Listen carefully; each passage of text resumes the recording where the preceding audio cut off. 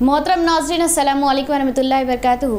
तमामी परवाज़ TV नाज़रीन को ईद उल फितर की पुरखुलूस मुबारकबाद पेश की जाती है। तो आइए खबरों का आगाज़ करते हैं हदीस मुबारका से। इमाम मालिक ने नाफी से और उन्होंने हज़रत इब्ने उमर रज़ियल्लाहु ताला अन्हा से रिवायत की कि रसूलुल्लाह सल्लल्लाहु अलैहि वसल्लम को जब चलने की जल्दी होती तो मगरिब और इशा की नमाज़ें जमा कर लेते। तफसील से खबर नजर डालते हैं आज के हेडलाइंस पर।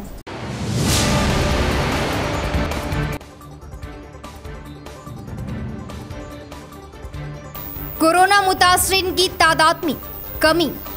कोरोना से लड़ने के लिए रियासती हुकूमत की खास हिकमत अमली। मियारी इलाज पर जोर, रियासती वजीर वेमुला।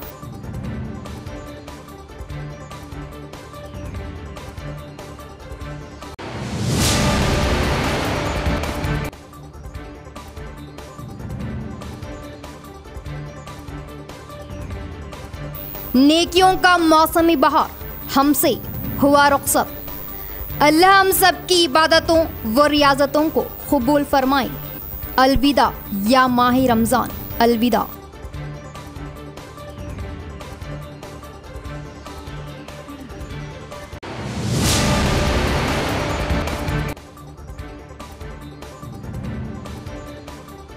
समाजी फासला व कोविड कवायद पर अमल के साथ ईदगाह व मसाजिद में ईद की नमाज की इजाजत दी जाए। चीफ मिनिस्टर केसीआर हकीकी अक़लियती दोस्त बोधन एमएलए शकील आमिर।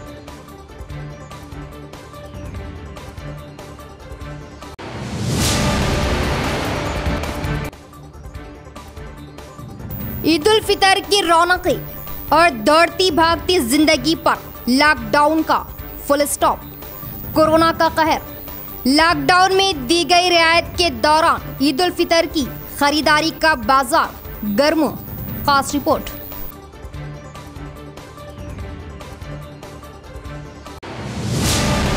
अब खबरें तफसील से। रियासती वजीर वेमुला प्रशांत रेड्डी व जिला कलेक्टर ने किया बोधन एरिया दवाखाने का मुआयना और कोविड वार्ड का मुशाहिदा करते हुए मियारी इलाज की फराहमी के अहकाम जारी किए। रियासती वजीर वेमुला प्रशांत रेड्डी ने जिला कलेक्टर सी नारायण रेड्डी के हमरा बोधन सरकारी दवाखाने का मुशाहिदा किया और दवाखाने के मुख्तलिफ कोविड वार्ड्स का भी दौरा किया और कोविड मरीजों को फराहम की जा रही तिब्बी खिदमात की जांच ली। इस मौके पर प्रशांत रेड्डी ने बोधन सरकारी दवाखाना सुपरिटेंडेंट डॉक्टर अन्नापूर्णा से बातचीत करते हुए तमाम तर तफसीली आगाही ली और कहा कि आवाम को मियारी इलाज फराहम किया जाए, दवाएं, ऑक्सीजन और इंजेक्शन की कमी न होने दी जाए। इस मौके पर प्रशांत रेड्डी ने ऑक्सीजन प्लांट का भी दौरा किया। इस मौके पर सुपरिटेंडेंट मुसलसिल कोविड टेस्ट किए जा रहे और आवाम को तमाम तर सहूलतें फराहम की जा रही इस बात का इजहार किया। इस मौके पर प्रशांत रेड्डी ने ज़ेर इलाज कोविड मरीजों से भी बातचीत की और मियारी इलाज की फराहमी का तयक़ुन दिया और कहा कि आवाम कोविड अलामतें ज़ाहिर होने पर सरकारी दवाखानों से रुजू हो, क्योंकि सरकारी दवाखानों को मियारी इलाज की फराहमी के लिए रियासती हुकूमत तमाम तर सहूलियात फराहम कर रही है। इसके बाद प्रशांत रेड्डी ने डॉक्टर्स व तिब्बी अमले को भी मरीजों को तमाम तर सहूलतें फराहम करने की हिदायत दी। इस मौके पर बोधन सरकारी दवाखाना सुपरिटेंडेंट, डॉक्टर्स व तिब्बी अमला भी मौजूद था।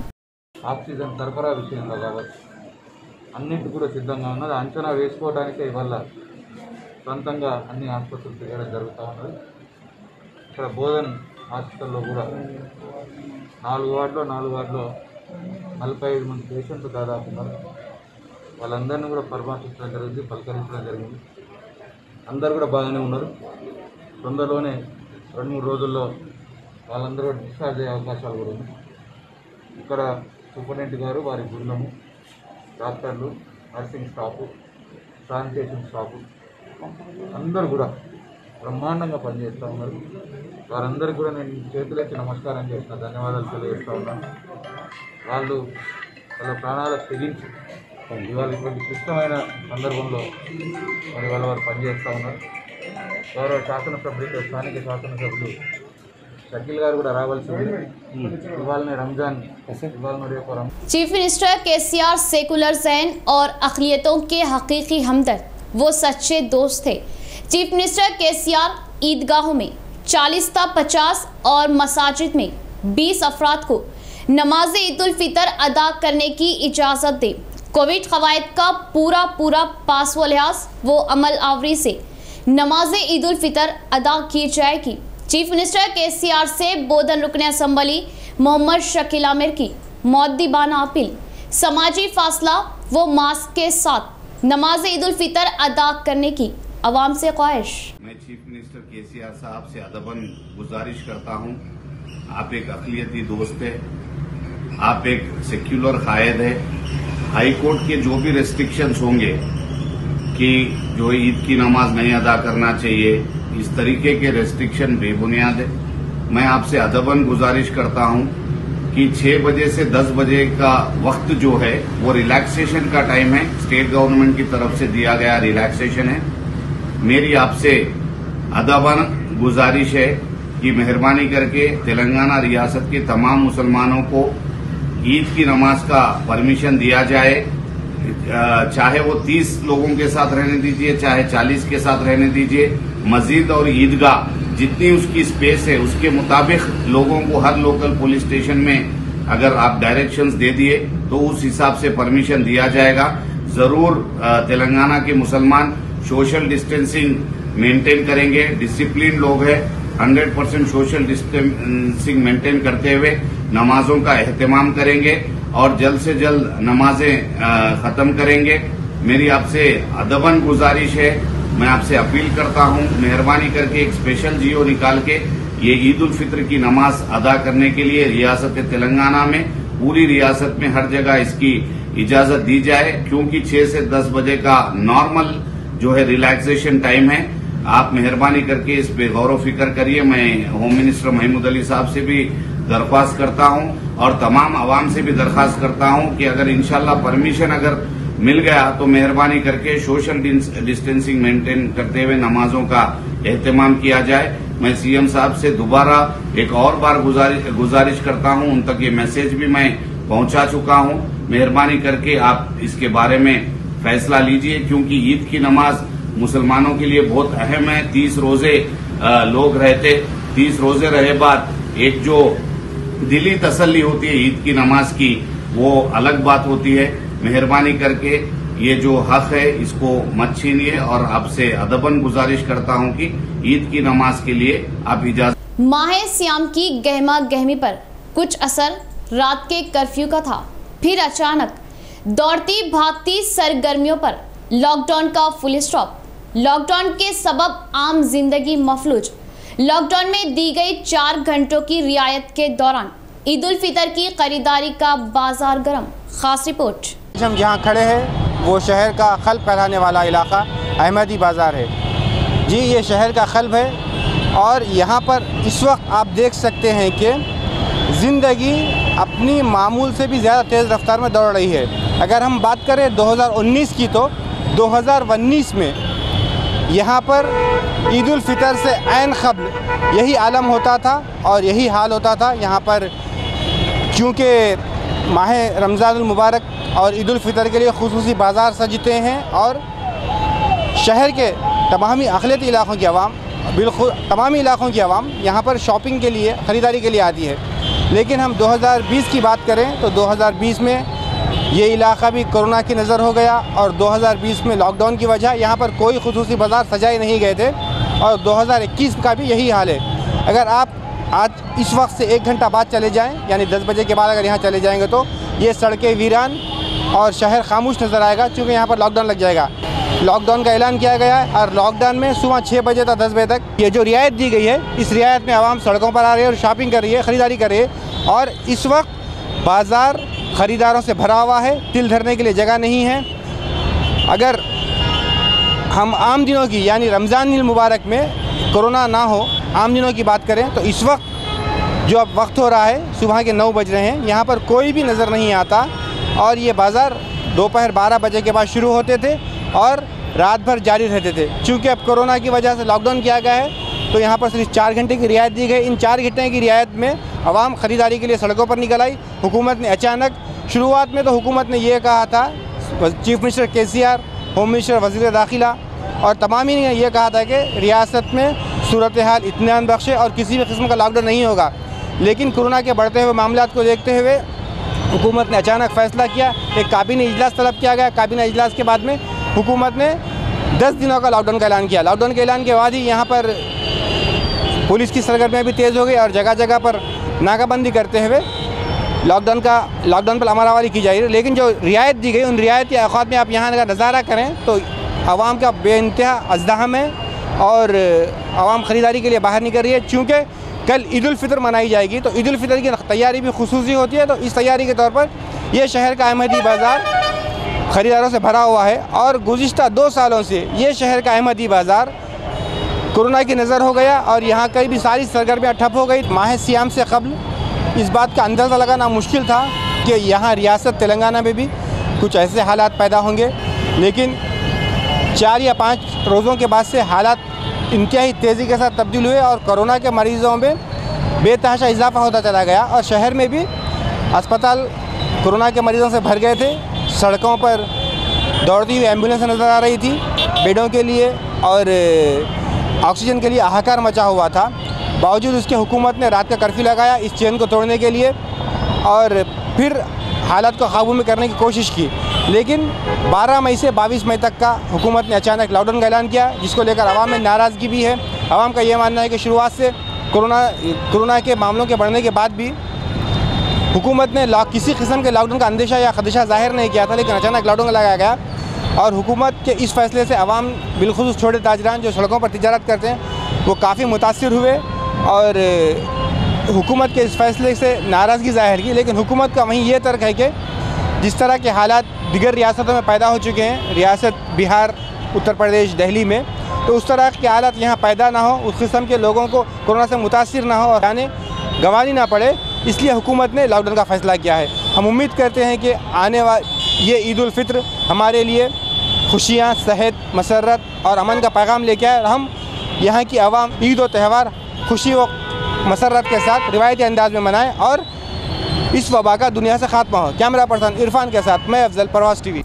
इंतखाबात व दीगर सरगर्मियों के चलते कोरोना के फैलने का खतरा नहीं, तो फिर नमाज ईद उल फितर के लिए क्यों इजाज़त नहीं दी गई? सदर जमीयत उलमा हाफिज लय खान का सवाल। चीफ मिनिस्टर केसीआर, जो कि अक़लियती दोस्त थे, कम तादाद में ही सही नमाज ईद उल फितर की मसाजिद व ईदगाह में अदा करने की इजाज़त दी जाए, पुरखुलूस अपील। सुबह 6 बजे से 10 बजे तक का वक्त छूट का है, लॉकडाउन नहीं है, इसलिए सुबह के वक्त में ईद उल फितर की नमाज अदा करने की इजाज़त दी जाए। और ये बड़ा अलमिया है, या यूँ कहिए कि आप देखिए कि पूरे मुल्क में इंतखाबात हुए, इंतखाबी रैलियाँ हुई और इसी तरह क्या कहेंगे बड़े बड़े जलसे हुए।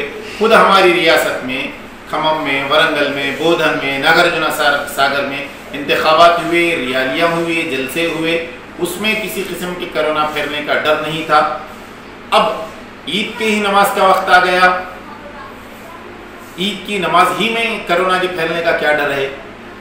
मैं रियासती हुकूमत से दरख्वास्त करना चाहूँगा कि समाजी फासले के साथ, सोशल डिस्टेंस के साथ ईद उल फितर मसाजिद में और ईदगाहों में अदा करने की इजाज़त दी जाए।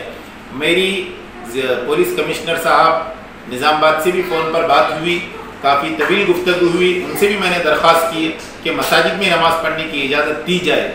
उन्होंने कहा कि जो जियो है वो उसको फॉलो करेंगे। मैं मसाजिद में कुछ कमेटियों के अफराद के साथ इजाज़त है, तो मैं ये कहूँगा कि जो फजर के लिए जब जाएंगे तमाम लोग नमाज के फौरी बाद अव्वल वक्त में इशराक का वक्त शुरू होते ही मसाजिद में ईद की नमाज अदा कर ली जाए और समाजी फासले का पूरा ख्याल रखा जाए। मैं फिर दरख्वास्त करता हूँ ज़िले के पुलिस कमिश्नर साहब से भी कि ईदगाह में समाजी फासले के साथ 50 अफराद और 100 अफराद को नमाज पढ़ने की इजाज़त दी जाए। आम जिंदगी व ईद उल फितर की सरगर्मियों पर लॉकडाउन का खासा असर। बोधन में भी लॉकडाउन से आम जिंदगी मुतासिर। 5 चेक पोस्ट कायम करते हुए लॉकडाउन पर सख्ती से अमलावरी की जा रही है। अवाम घरों में रहे, महफूज रहे। बोधन CI S रमना का बयान। लॉकडाउन पर प्रवास टीवी नुमाइंदे मोहम्मद कलीम की बोधन से खास रिपोर्ट। अस्सलाम वालेकुम नाजरीन, वेलकम टू परवाज़ टीवी। मैं हूं आपका मेज़बान मोहम्मद कलीम। आज हम बोधन के ख़दीम पुराना बस स्टैंड पे है। यहाँ पे आप नज़ारा देख सकते हैं, जो हुकूमत की जानिब से अचानक लॉकडाउन किया गया है, इसकी वजह से सारी दुकानें बंद है यहाँ पर। और हर साल रमज़ान के मौके पर यहाँ पे काफ़ी गश्त हुआ करती थी। यहाँ पे खुसूसी बाज़ार लगा करता था और काफ़ी भीड़ होती थी यहाँ पर। गुज़िश्ता 2 साल से ये कोरोना वबा की वजह से ये रौनक यहाँ की चली गई है और जो छोटे ताजरीन जो काफ़ी नुकसान उठा रहे हैं। 2 साल से कोरोना वबा की वजह से मार्केट जो है सो 2 साल से वो मंज़र नज़र नहीं आ रहा है। और इस साल जो है सो कोरोना में तेज़ी की वजह से अचानक जो हुकूमत की जानिब से लॉकडाउन किया गया है, इसमें यहाँ पर काफ़ी लोगों को मुश्किलें हो रही हैं और छोटे छोटे ताजरीन जो है वो काफ़ी नुकसान उठा रहे हैं। हम देख सकते हैं यहाँ पे, आप देखिए कि पूरी मार्केट बंद है। यहाँ पर लोग पैर रखने के लिए जगह नहीं देते। यहाँ पे ईद के ज़रूरियाती सामान, कपड़े, फ्रूट्स, ये सब चीज़ें यहाँ पर बोधन के पुराना बस स्टैंड पे लोग खरीदने के लिए आते हैं। लेकिन इस साल कोरोना वबा की वजह से काफ़ी लोग मार्केट बंद रहने की वजह से सिर्फ इमरजेंसी मेडिकल्स और हॉस्पिटल्स वही चालू है। हम उम्मीद करते हैं कि इंशाअल्लाह आने वाला साल जो है हम तमाम लोगों के लिए खुशियों का पैगाम देते हैं। और परवाज़ टीवी के तमाम नाज़रीन को हमारी तरफ से दिलखुलूस ईद की मुबारकबाद। బోధన పట్టణ ప్రజలందరికీ ఈద్ ముబారక్, రంజాన్ శుభాకాంక్షలు। గవర్నమెంట్ మన తెలంగాణ రాష్ట్ర ప్రభుత్వము ఏదైతే లాక్డౌన్ విధించిందో 10 రోజుల పాటు ఉదయం 6 గంటల నుంచి 10 గంటల వరకు అన్ని ఎస్టాబ్లిష్మెంట్స్ ఓపెన్ చేస్తూ పర్మిషన్ ఇవ్వడం జరిగింది। 10 గంటల తర్వాత లాక్డౌన్ విధించడం జరిగింది। ఇప్పటికైతే బోధనలో 10 గంటల తర్వాత ప్రజలందరూ స్వచ్ఛందంగా షాప్స్ క్లోజ్ చేస్తూ లాక్డౌన్ను పాటిస్తూ ఉన్నారు। అయినప్పటికీ కొంత నిర్లక్ష్యం కనిపిస్తుంది కాబట్టి మేము ఎవరైతే లాక్డౌన్ నిబంధనలను ఉల్లంఘించి బయట తిరుగుతున్నారో వాళ్ళపైన కేసులు పెట్టడం జరుగుతుంది। వెహికల్స్ కూడా సీజ్ చేయడం జరుగుతుంది। వాళ్ళ వెహికల్స్ వెంటనే ఇవ్వబడవు। లాక్డౌన్ అయిపోయిన తర్వాత మాత్రమే వెహికల్స్ రిలీజ్ చేయడం జరుగుతుంది। కావున బోధన పట్టణ ప్రజలందరికీ విజ్ఞప్తి ఏమంటే లాక్డౌన్ని స్వచ్ఛందంగా పాటించండి। కరోనా కేసులు లాక్డౌన్ అయిపోయేలోపు తగ్గుముఖం పట్టేలాగా మనం అందరము కృషి చేద్దాం। हम रहे ना रहे अगले बरस मगर तुम फिर आ जाओगे ए रमज़ान, दर हकीकत तुम नहीं इंसान मेहमान। अलविदा अलविदा माह रमज़ान अलविदा। कोरोना वबाई मर्ज की वजह से मुल्क के बेशतर इलाकों में कर्फ्यू या लॉकडाउन नाफिज है, जो 15 ta 17 मई तक बढ़ा दिया गया। यानी गुज़िश्ता साल की तरह इस साल भी नमाज ईद उल फितर के लिए ईदगाह या मसाजिद में बड़े बड़े इज्तिमात ना हो सकेंगे। सबसे पहले ईद उल फितर से मुतालिक दीन के ज़रूरी मसाइल जाने। इस्लाम ने ईद उल फितर के मौके पर शरई हुदूद के अंदर रहते हुए मिलजुल कर खुशियाँ मनाने की इजाज़त दी है। ईद उल फितर के दिन रोज़ा रखना हराम है, जैसा कि हुजूर नबी करीम सल्लल्लाहु ताला अलैहि वसल्लम के इरशादात में वारिद हुआ है। ईद के दिन गुस्ल करना, मिसवाक करना, हस्बे इस्तिताअत अच्छे कपड़े पहनना, खुशबू लगाना, सुबह होने के बाद ईद की नमाज से पहले खजूर या कोई मीठी चीज़ खाना, ईद की नमाज के लिए जाने से पहले सदका फ़ितर अदा करना, एक रास्ते से ईदगाह जाना और दूसरे रास्ते से वापस आना, नमाज के लिए जाते हुए तकबीर कहना, अल्लाहु अकबर ला इलाहा इल्लल्लाह वल्लाहु अकबर अल्लाहु अकबर वलिल्लाहिल हम्द, ये सब ईद की सुन्नतों में से है। ईद की नमाज ईदगाह या मसाजिद में अदा की जाती है, इसलिए जहाँ नमाज ईद उल फितर मस्जिद या ईदगाह में अदा करने की इजाज़त हो तो वहाँ मस्जिद में ही नमाज ईद उल फितर अदा करें। हाँ, जिन इलाक़ों में लॉकडाउन या कर्फ्यू है तो वहाँ जुमा की तरह ईद उल फितर की नमाज भी घरों में भी अदा की जा सकती है, जिसके लिए इमाम के अलावा 3 अफराद काफ़ी है। ईद की नमाज बिल्कुल ना पढ़ने के मुकाबले में घरों में अदा करना बेहतर है। जिन बास उलमा को घरों में नमाज जुमा की अदायगी में इख्तलाफात भी था, उन्हें भी लॉकडाउन या कर्फ्यू में घरों में नमाज ईद उल फितर की इजाज़त देनी चाहिए, ताकि मुसलमान उस वक्त मायूस ना हो, बल्कि वो कम से कम घरों में नमाज ईद पढ़कर अपने आप को किसी हद तक मुतमईन कर सके। ईद उल फितर के दिन 2 रकात नमाज जमात के साथ बतौर शुक्रिया अदा करना वाजिब है। ईद उल फितर की नमाज का वक्त तुलुए आफ्ताब के बाद से शुरू हो जाता है, जो ज़वाल आफ्ताब के वक्त तक रहता है, मगर ज़्यादा ताख़ीर करना मुनासिब नहीं है। ईद की नमाज में ज़ायद तकबीरें भी कही जाती है, जिनकी तादाद में फ़क़हा का इख्तलाफ है। अलबत्ता ज़ायद तकबीरों के कम या ज़्यादा होने की सूरत में उम्मती मुस्लिमा नमाज के सही होने पर मुत्तफ़िक़ है। नाज़रीन, यहाँ लेंगे मुख्तसर सा वक्फा।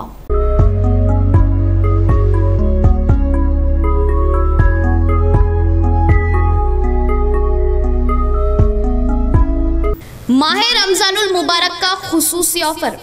इकुम रमजानुल मुबारक था, ईद उल फितर तक खास पेशकश। 916 हॉलमार्क जेवरात पर सिर्फ 5% ज़ाया। सोने के जेवरात पर मार्केट रेट से 500 रुपये की खुसूसी छूट और बनावटी रकम मेकिंग चार्जेस सिर्फ 50 रुपये। चांदी के जेवरात पर मार्केट रेट से 20 रुपये की खुसूसी छूट और बनावटी रकम मेकिंग चार्जेस सिर्फ 4 रुपये। न्यू ताज ज्वेलर्स को इस बात का एहसास हासिल है कि शहर निजामाबाद में सबसे पहले फैशन ज्वेलरी को मुतारुफ करवाया गया। इसके अलावा 90% वापसी का जामिन। हमारे शोरूम से खरीदे गए जेवरात की वापसी पर सिर्फ 1 माह 10% तरगु की सहूलत। शहर निजामाबाद में सिर्फ और सिर्फ भरोसेमंद नाम न्यू ताज ज्वेलर्स, रूबरू body line gym, head post office line, Azam road, Nizamabad. मजीद तफसीलात के लिए रब्त पैदा करें 0846 22 52 786 और 9493 95 9915। वक्फे के बाद दोबारा इस्तकबाल है। रियासती R&B हाउसिंग वजीर वमला प्रशांत रेड्डी का जिला कलेक्टर नारायण रेड्डी के हमरा सरकारी दवाखाने का दौरा, वार्डों का दौरा किया और मरीजों से तफसीली आगाही ली। रियासती वजीर वमला प्रशांत रेड्डी ने जिला कलेक्टर सी नारायण रेड्डी के हमरा जिला सरकारी दवाखाने का मुशाहिदा किया और कोविड मरीजों को फराहम की जाने वाली तिब्बी खिदमात की जांच की और मरीजों की हौसला अफजाई की। प्रशांत रेड्डी ने दवाखाने के मुख्तलिफ वार्डों का दौरा किया। पहले GGH में जारी तशख़ीसी टेस्टों का मुआयना किया। टेस्ट के लिए आने वालों के साथ थोड़ी देर बातचीत की। GGH के डिप्टी सुपरिटेंडेंट हरिचंद्र रेड्डी से कोविड टेस्ट रोज़ाना कितने किए जा रहे, इस बात की मालूमात ली। इस मौके पर डिप्टी सुपरिटेंडेंट हरिचंद्र ने कहा कि सुबह 9 बजे से शाम 4 बजे तक मुसलसिल कोविड टेस्ट किए जा रहे। इसके बाद प्रशांत रेड्डी ने दवाखाने में ज़ेर इलाज बच्चे से कोविड की मालूमात ली और हिम्मत अफजाई की और जल्द से जल्द सेहतियाब होकर घर पहुंचने का इज़हार किया। डॉक्टरों और तिब्बी अमले को मरीजों के साथ अच्छा सुलूक व शफकत करने की हिदायत दी। किसी को भी तकलीफ़ ना पहुंचाने का इज़हार किया। इलाज, इंजेक्शन और ऑक्सीजन किसी भी चीज़ की कमी ना होने दिया जाए। इस मौके पर मरीजों ने प्रशांत रेड्डी को मियारी इलाज हासिल करने की बात कही। इस मौके पर सरकारी दवाखाने का अमला व दीगर भी मौजूद थे।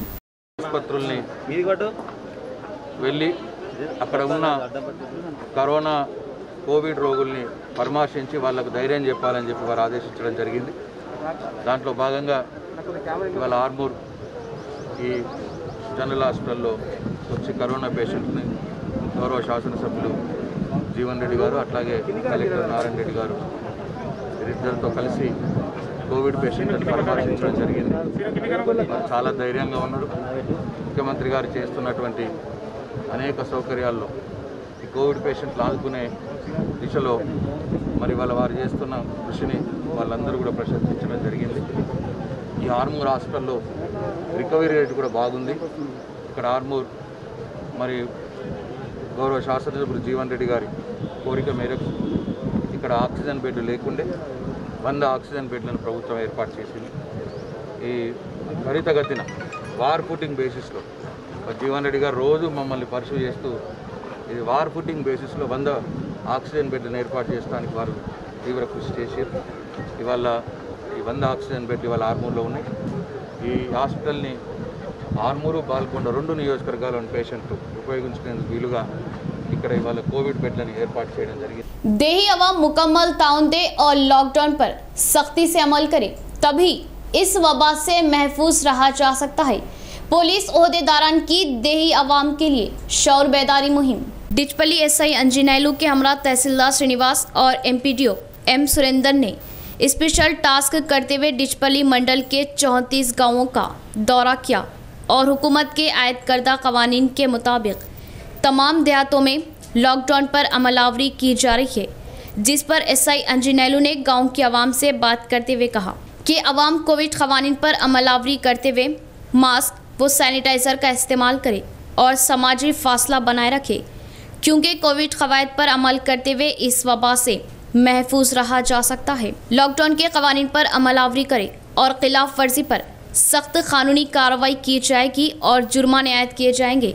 और कहा कि आवाम को सुबह 6 बजे से 10 बजे तक ज़रूरी सामान की खरीदो फरोख्त की इजाज़त दी गई और सुबह 10 बजे के बाद किसी भी कारोबार की इजाज़त नहीं। आवाम घरों तक ही महदूद रहे और हुकूमत की जानिब से नाफिज करदा लॉकडाउन कवानीन पर अमल करे।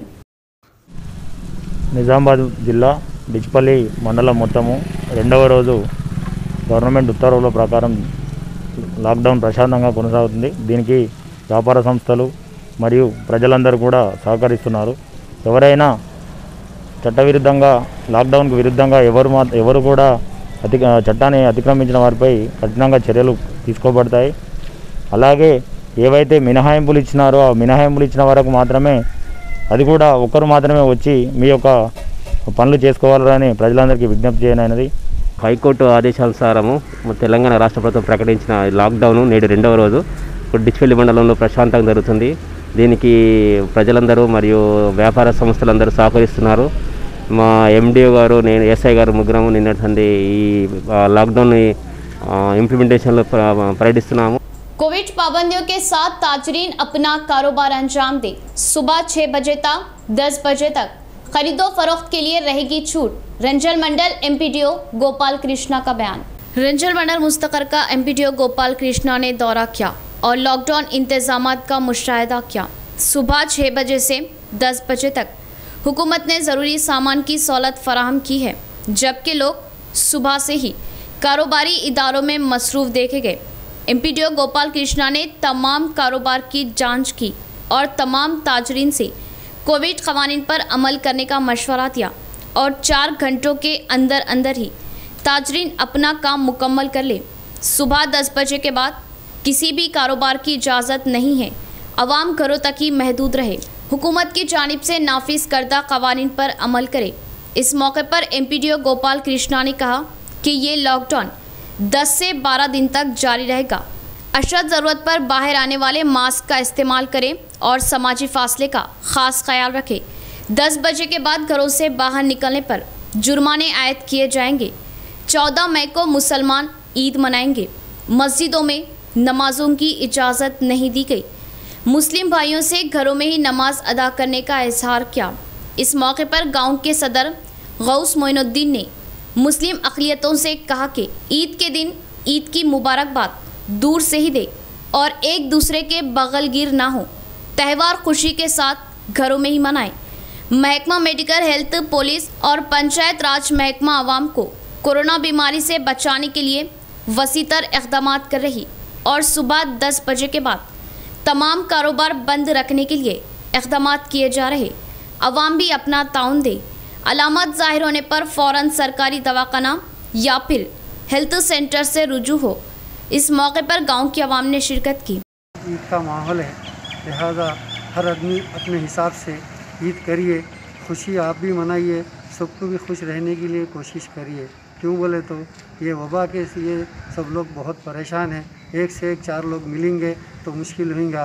जो जैसा कि अपने को गवर्नमेंट जैसा लॉकडाउन के जो जो कायद लगाए हैं, जो शर्तें लगा है, उसको अमल करते हुए सब लोग अपनी तरफ से ताउन करिए। क्यों बोले तो ये सब दुनिया का मसला है, हर दुनिया पूरी परेशान है, उसमें ख़ास तौर पर हम भी परेशान है। लिहाजा इसके लिए हमारे कलेक्टर साहब जो है बहुत रात दिन मेहनत कर रहे हैं। उसमें police department, medical department, panchayat department, revenue department और दीगर अलावा भी डिपार्टमेंट जो मिलके जो इसमें जो काम कर रहे हैं, उन सबको भी सैल्यूट करते हैं, क्योंकि हर आदमी अपनी अपनी लेवल में जो काम कर रहे हैं सब आप लोगों के लिए कर रहे हैं। नमाज ईद उल फितर ईदगाहों में समाजी फासला और कोविड कवायद पर अमल आवरी के साथ अदा करने की इजाज़त दी जाए।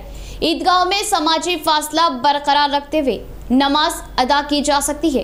कारी हाशम का बयान, हुकूमत से अपील है कि शहर निज़ामाबाद के जिम्मेदारान हजरात से भी अपील करता हूँ, गुजारिश करता हूँ, और निज़ामाबाद के उलमा इकराम से भी अपील और मेरी एक दर्दमंदाना गुजारिश करता हूँ कि ईद उल फितर की नमाज ईदगाह में होना चाहिए, क्योंकि ईद उल फितर की नमाज ईदगाह में पढ़े तो और बेहतर है और ज़्यादा सवाब है।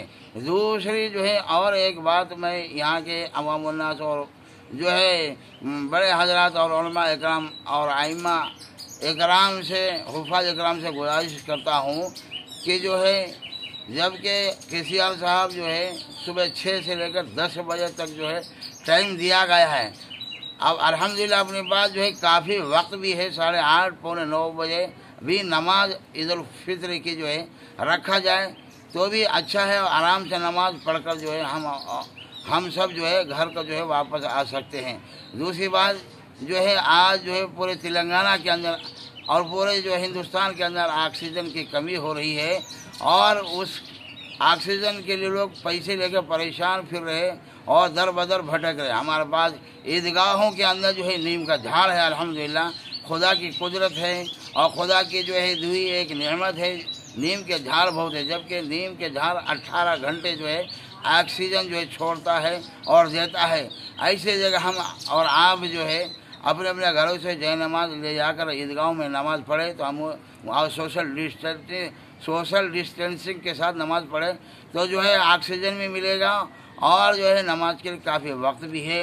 तो लिहाजा मैं एक दर्दमंदाना अपील करता हूँ कि जो है निज़ामाबाद, शहर निज़ामाबाद के जो है बिरादरान इस्लाम से कि ईदगाह में नमाज पढ़े तो बेहतर है। वाखिर दावाना अल्हम्दुलिल्लाह रब्बिल आलमीन। रियासती हुकूमत की जानिब से कोविड मरीजों के इलाज के लिए बेहतरीन इक़दाम किए जा रहे। रियासती वजीर वेमुला प्रशांत रेड्डी का बयान। आरमूर एमएलए जीवन रेड्डी के हमरा वेमुला प्रशांत रेड्डी ने आरमूर सरकारी दवाखाने का दौरा किया और मरीजों से तफसीली मालूमात हासिल की और दवाखाना अमले को मियारी इलाज फराहम करने की हिदायत दी। रियासती वजीर वेमुला प्रशांत रेड्डी ने जिला कलेक्टर सी नारायण रेड्डी और आरमूर एमएलए जीवन रेड्डी के हमरा आरमूर सरकारी दवाखाने का मुशाहिदा किया। प्रशांत रेड्डी ने दवाखाने के मुख्तलिफ वार्डों का दौरा किया और कोविड मरीजों को फराहम की जा रही तिब्बी खिदमात की जाँच की।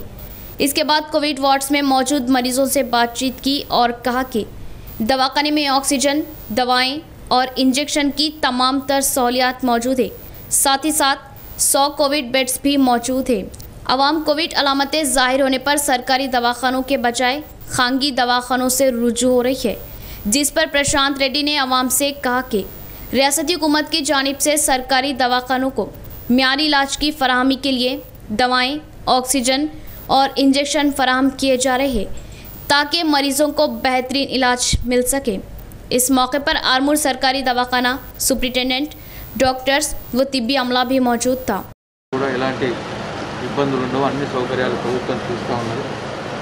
అక్కడ 100 పడకల ఆక్సిజన్ బెడ్స్ ఉంటే కోవిడ్ పేషెంట్స్ 12 మంది ఆక్యుపై చేస్తున్నారు। ఇంకా 88 బెడ్స్ అక్కడ ఖాళీ ఉన్నాయి। ప్రజలకు కూడా కుల్పి ఇచ్చినాం। ప్రభుత్వం చిత్తశుద్ధితో మా డాక్టర్స్, మా నర్సింగ్ స్టాఫ్, మా శానిటేషన్ స్టాఫ్, మా డేటా ఎంట్రీ ఆపరేటర్స్, ల్యాబ్ టెక్నీషియన్లు అందరూ కూడా ప్రాణాలకు తెగించి ఇవాళ ముఖ్యమంత్రి గారు ఇచ్చిన పిలుపు మేరకు కోవిడ్ పేషెంట్ల సేవలో నిమగ్నమై ఉన్నారు। వారందరూ కూడా నేను చేతులెత్తి నమస్కారం చేస్తూ ఉన్నాను। వారికి నా హృదయపూర్వక ధన్యవాదాలు కూడా తెలియజేస్తా ఉన్నాను। ఇవాళ నిజామాబాద్ జనరల్ హాస్పిటల్ కూడా వచ్చాం। ఇక్కడ కూడా దాదాపు 370-400 మంది పేషెంట్స్ కోవిడ్ పేషెంట్స్ని దాదాపు 2 గంటల నుంచి అందరినీ కూడా పలకరించడం జరిగింది. చాలా మంచి సేవలు అందుతూ ఉన్నాం. నిజామాబాద్ జనరల్ హాస్పిటల్ సిబ్బంది మరి అందరూ కూడా రైట్ ఫ్రమ్ శానిటేషన్ స్టాఫ్ నుంచి మరి సూపరింటెండెంట్ మధ్య కూడా అందరూ కూడా కమిట్మెంట్తో పనిచేస్తూ ఉన్నారు. మరి ఎంత ఒత్తిడిలో మరి ఇటువంటి ఒత్తిడి. इख्तिताम से कबल फिर एक बार नजर डालते हैं आज के हेडलाइंस पर।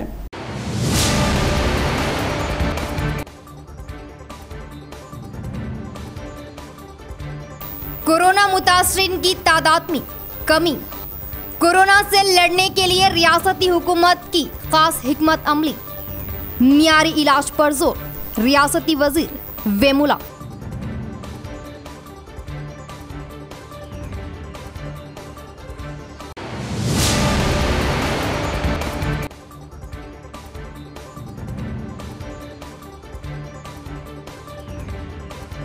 नेकियों का मौसमी बहार हमसे हुआ रुखसत। अल्लाह हम सब की इबादतों व रियाजतों को कबूल फरमाए। अलविदा या माह रमज़ान, अलविदा।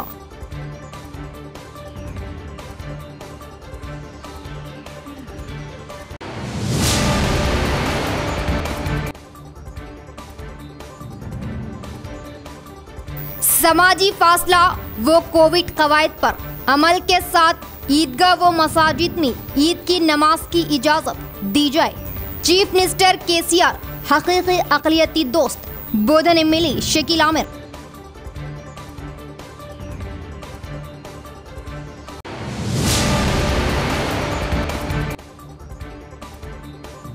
ईद उल फितर की रौनकें और दौड़ती भागती जिंदगी पर लॉकडाउन का फुल स्टॉप।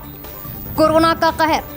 लॉकडाउन में दी गई रियायत के दौरान ईद उल फितर की खरीदारी का बाजार गर्म। खास रिपोर्ट।